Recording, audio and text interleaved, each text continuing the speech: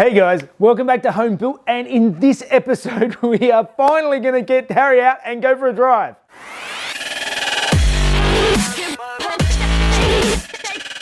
So most of you know that I don't normally do promos at the start of my videos. They're just generally not relevant to what I do, but Ridge Wallet actually contacted me and I thought this is something that could actually change my life every day, and I thought it was a fantastic idea. Now, this is my old wallet. So this is what I used to carry in my pocket every day, and I've always been a front pocket wallet type of person. I get up in the morning, I put on my watch, my phone, my keys, and my wallet. They're in my pockets from the time I get up to the time I go to bed. I don't take it out, I don't set it anywhere. I never lose it because it's always in my pocket. Even when I'm in the garage working on the cars. And this started getting really cumbersome. And that's where Ridge Wallet I thought was a fantastic idea. This thing is tiny. It can take up to 12 cards. It's RFID blocking. It comes in over 30 styles, including burnt titanium and this, which is the carbon fiber. And it's also got a cash strap on it. So as many of you know, I'm a firefighter, and I like to have my badge in my wallet. That was one of the things I was sort of worried about. I've managed to stick my firefighting badge still on the cash strap, and I've still got room for cash in behind. It's got a lifetime warranty. It's so much smaller to carry around, and I've been using it for a couple of weeks now, and I'm a big fan. So if you guys want to try it out, you can test it for 45 days for free. You can use my promo code. Just go to ridge.com/homebuilt and use the code HOMEBUILT, and you can get 10% off and free shipping worldwide. All right, thanks, Ridge. All right, well, as you've seen previously, I've been taking Harry out a bit now, just doing shakedown runs. I actually took Harry all the way to work the other day, which is 65 kilometers each way, so it was about 130k round trip, or probably closer to 150 Ks, because I took the long way home, because why wouldn't you? And I still have an issue with the rear scrubbing over, generally when I'm accelerating, so I'm already on the back foot already, and then I hit a bump and it'll just touch, and it's just not quite right. So I need to fix that up. But also the driver side is lower than the passenger side. So that is the first thing I am going to correct, is try and re-index the rear and just raise that side up just a bit, just so that I have that peace of mind that I'm not going to do more damage to the paint. Now, don't get me wrong, I like the car sitting sort of reasonably low, but it's got to be practical, and I've got to be able to drive it without killing the paint. This side actually sits really nicely. I like that. The other side actually sits about 12 millimeters lower than this side. And when you're standing behind the car, you can actually see it's on a lean. It's not square. So I want to raise up the other side of the car. So let's get over the other side, get the wheel off, and I'll start showing you what I'm going to do to raise the car up. So to re-index the torsion bars, you need to disconnect the shocks from the bottom anyway. And as I'm going to be changing the bump stops, again, I'm going to take the shocks out completely. So I'm going to undo the top first, then undo the bottom, take the shocks out, and then we can start playing with the torsion bars.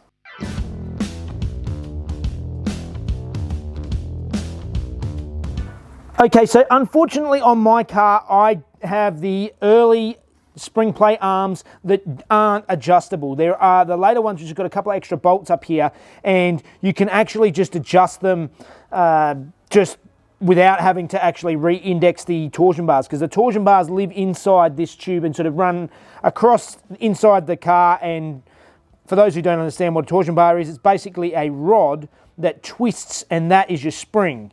So the first thing I'm going to do to start getting into this is to undo all these bolts and see if we can loosen up this suspension.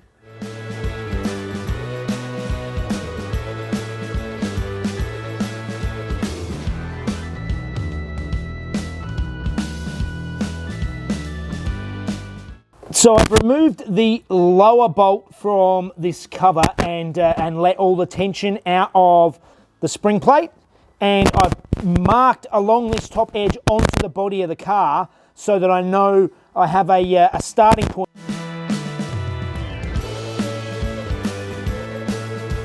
All right, to this point, it's been pretty straightforward getting it all apart. The difficult bit now is going to be getting these bushings off, because apparently from the factory they are bonded onto these arms, and generally you need to pretty much cut them off. So that's what I'm going to start struggling with now. I've got a nice sharp Stanley knife. I'm going to start cutting bits and see what we can do about getting this rubber off of here and put some nice new ones on.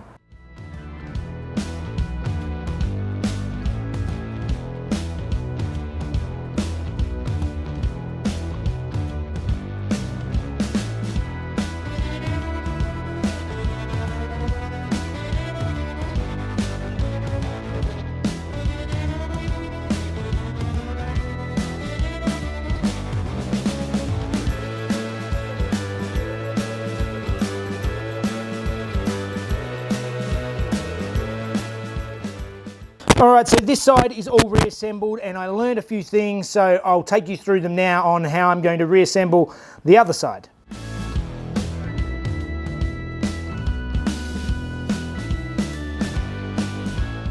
All right, so now we're at the point where I'm actually going to raise the car up. Now you can raise or lower the car with this same method, and basically what we've got here, this is the torsion bar. So this works by twisting in the car, and as the suspension goes down, it twists this, and that is basically the spring, is the twisting of the torsion bar.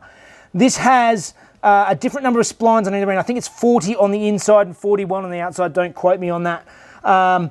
And because of that, it gives you quite a lot of different adjustments.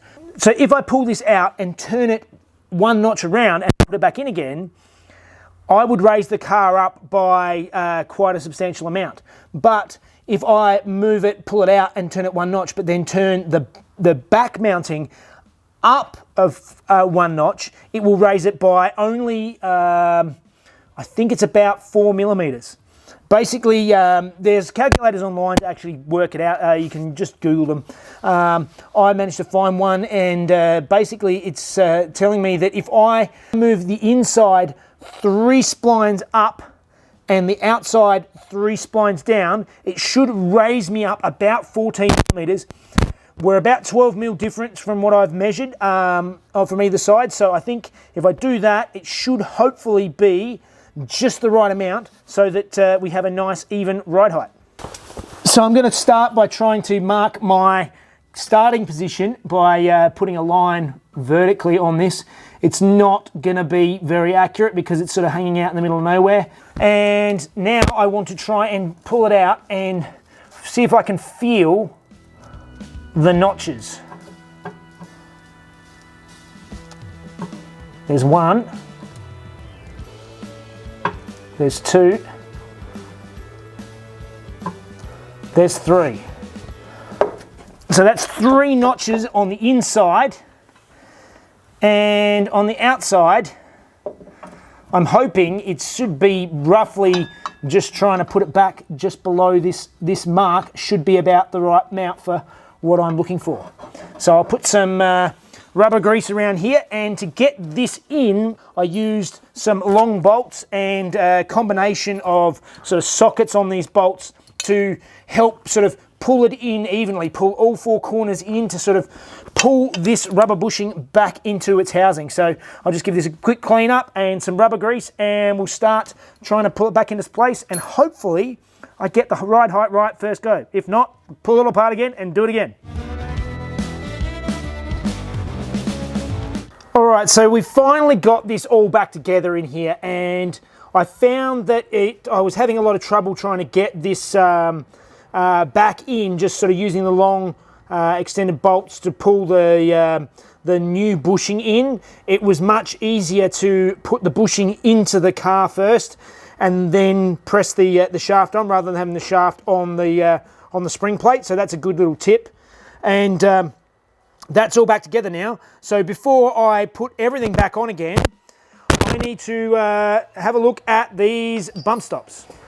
All right, so before I put these back in, I need to extend and get more bump stops in. I did previously stick in this, it actually broke in half. It's this bottom spacer. I put this back into the top of this to try and give me some more space. That's about 5 mil, and I was still scrubbing. So what I'm thinking is I'm going to go a bit more, and then I can cut them down again later. I'm thinking I might cut about a 15 mil sliver off of the old bump stops, off of the heavy side, and put it up the top. So I think that'll give me that height adjustment that I needed.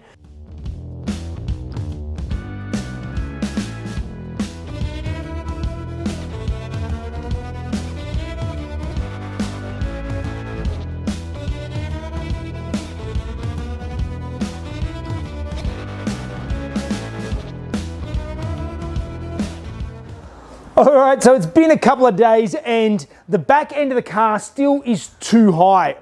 Basically, by replacing those bushes, it's tightened everything up. It's taken all the slop that was in there that was sort of letting it sag down before and sit low. Now that both sides are sitting even, but too high. So basically, I need to reverse what I did on the other side, and I'm going to go 3 notches again either way to hopefully bring it down another 14 millimeters to get it to sit the way I like it. Yes, it's fine like this. Drives beautifully. Just too high. So let's sort that out now, and then we can actually finally, hopefully, take you guys for a drive.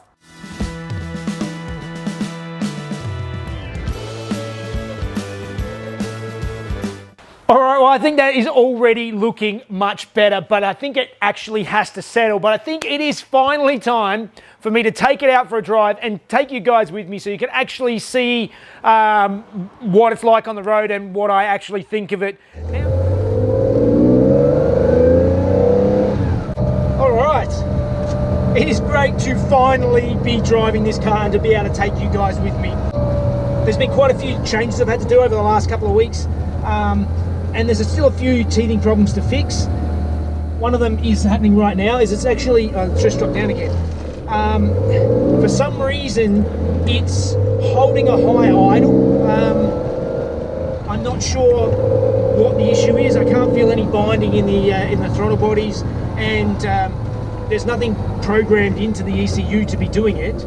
But today has actually been much better, but over the last few days, it's been, yeah, that idle has been sitting up about 2,000 RPM, and blipping the throttle won't fix it, but if I put it under load when I slow down, so basically slow down in gear until it's below that, then it seems to stay at lower idle. So, yeah, a few little teething problems, but overall, it is fantastic. I'm still paranoid about every little sound and quirk and anything that's happening, but it's compliant. It handles quite nicely. It holds straight, doesn't vibrate at speed. The 915 gearbox I don't find too bad. I do find that sometimes I'm putting my hand on the lever, sort of starting to change gear before I fully engage the clutch. I feel myself popping it out of gear, which is probably not good, and it does crunch every now and then going into first.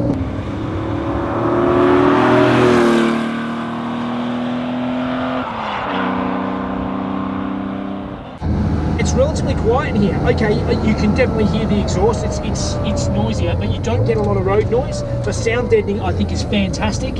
And you know, on the freeway, sitting at 110.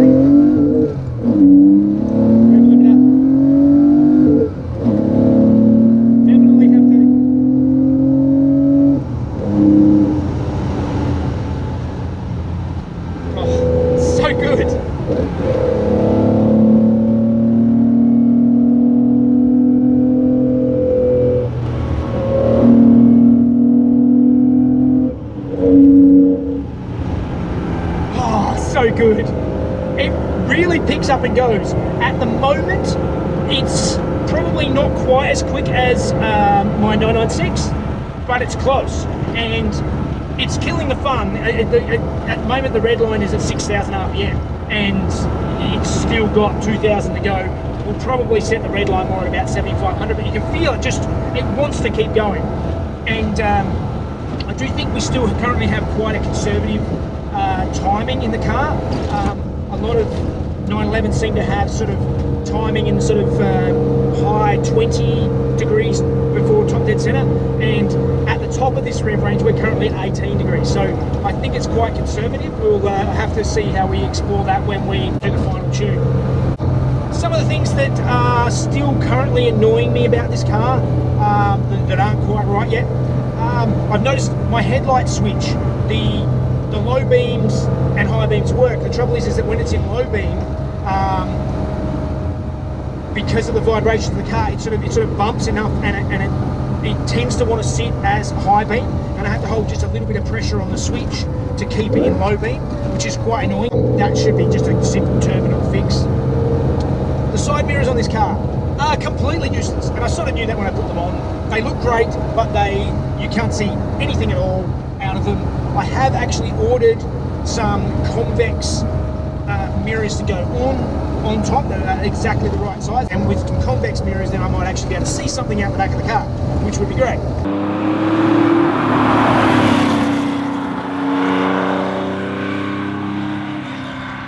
This is a really rough country road around here, and it's just driving beautifully. It's compliant, it's quite easy to drive.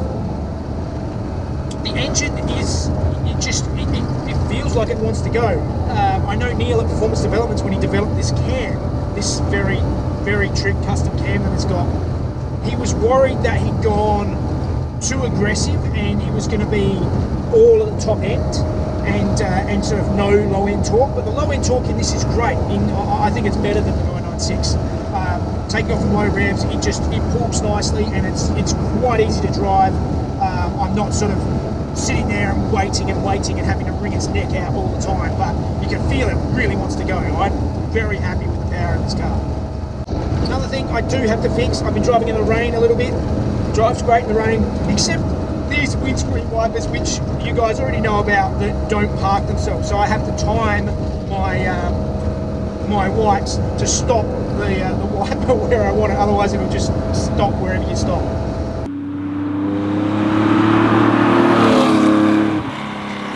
Finally, all the gauges work except for the speedo and the clock. The clock, for some reason, runs slow, and it really drives me crazy because I really like the clock.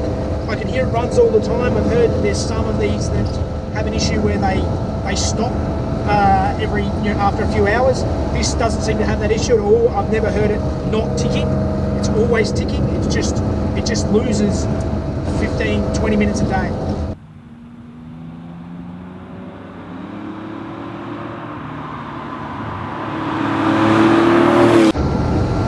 I'll see how long these seats last in this car. Some of you did mention when I was building this, that I would get sick of these seats, and I may do. Mrs. Jeff is not much of a fan of climbing in and out of these seats all the time because they're just such, they're fixed racing buckets, there's high bolsters, they're not easy to get in and out of every day. But it's just so great to be able to drive this car, and it's, touch wood, so far seems really reliable. I'm glad I didn't go any further on the suspension. On the factory suspension, it still feels like a sports car. It still feels tight, but on these country roads, it's compliant enough to be comfortable, and it's great. I think a lot of people maybe automatically go on these old 911s and they're sick of the way it handles terribly, so they go to some really sort of harsh suspension and then regret it. Where I think maybe if they just upgraded and refreshed the original suspension, they might be surprised. It is a sports car. It was designed to be that way. At least this with the S suspension package is. I'm happy at this stage. More than happy.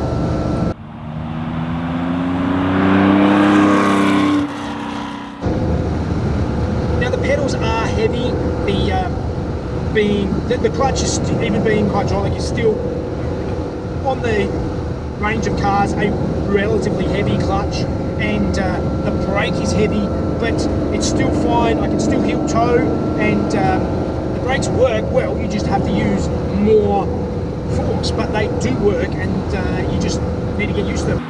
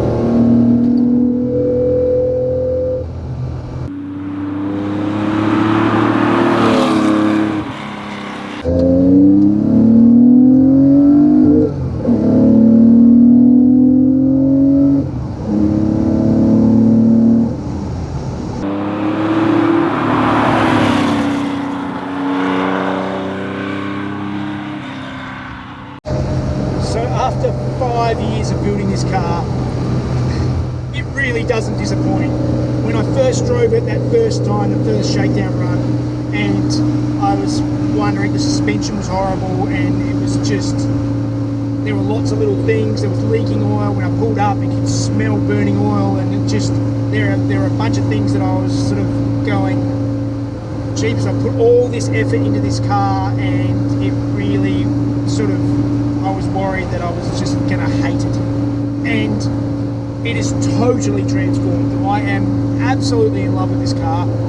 There's, as I said, a few little bits and pieces to just sort out, and there is more development going to go into this car, so we're not finished by any means.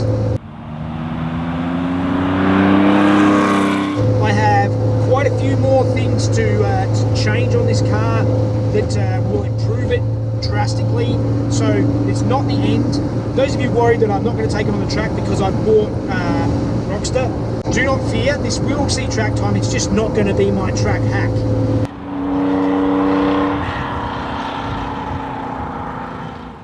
So when I go back to Tasmania, I hope to take this next time and do that Tassie trip again.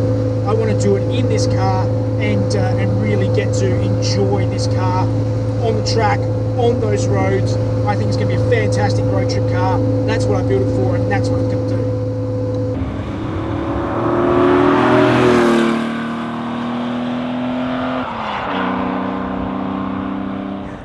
Okay, well, it looks like the suspension is settled again. This side is actually probably, again, a couple of mil too low. I may pull it apart and adjust this side. It's like 4 mil different to the other side, which is probably calculates to 1 notch up on the inside, 1 notch down on the outside, and will get me about that 4 mil or so. And that's the side that did scrub, but only under acceleration around a hard bumpy corner. So 99% of the time there was no bump at all. It was only on the extremes. Much better than it was the first time when it actually killed the paint. So although I am sort of done and I can drive the car, there is still so much more to do. There is lots of things to do on the interior as well. There is still a bunch of upgrades I'm going to do on Harry coming up. So it is finished, but it's not. It's never finished, and I think Harry is going to be staying with me for a very, very, very, very, very long time, and will evolve along the way. But it's now a car I can drive. I can use it. I can take it places. I can actually do things with it. It's so good. We will do the rest of the tuning. I do have an idea for fixing that exhaust that everyone's complaining that it looks horrible, and I agree. There's a bunch of things to do on that, and then there's also going to be Rockstar, and there's still stuff on Archie the 996 as well. So there's a bunch of bits and pieces still to come. I hope you enjoy them and you will come and join me on the journey.